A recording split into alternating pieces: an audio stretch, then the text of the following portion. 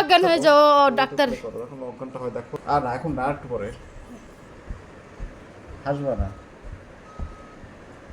করো তো।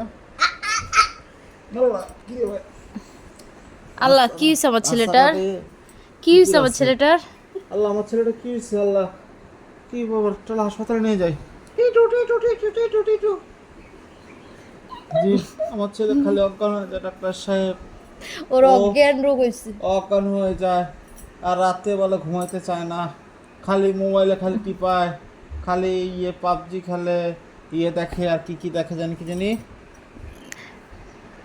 Toilet, TV টিবিরি toilet. Toilet দেখে, টিবিরি টয়লেট। ডাক্তার সাহেব জি ওনার রোগটা ওমা, আপনার রুগী যা আমাকে লাথাচ্ছে, কাহিনী কি? আপনার রুগী কোথায় অজ্ঞান হলো? ওনার রোগকে যদি ভালো করতে চান তাহলে ওনাকে আরে আমার ব্যথা পাচ্ছি। একটা কাজ করতে হবে। দেখি ওনার পেটের ভিতরে একটা মোবাইল ঢুকাই দিব।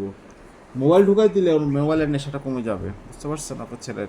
আপনি কি ডাক্তার হয়ে যদি বলেন মোবাইল না ঢুকাই না না, দিতে, ওর তাহলে মোবাইলের সমস্যা। ওর ব্রেনটা একটা মোবাইল লাগাই দিব, ওটা পেটটা মোবাইল লাগাই দেবো, তাহলে পেট ভরা থাকবে। তার যখন পেট ভরা থাকবে তো ওর খিদা, তো মোবাইলে যেহেতু খিদা, তাহলে খিদা মিটাতে হলে তাকে পেটের মধ্যে মোবাইল ঢুকে খিদা মিটাতে হবে। আর ব্রেনে একটা ঢুকে দেবো, একটা মনে মোবাইল ঢুকে দিই। আমি কাইটটা নিয়ে আগে মোবাইল ঢুকাইতেছি, একদম মোবাইল ঢুকাইতেছি।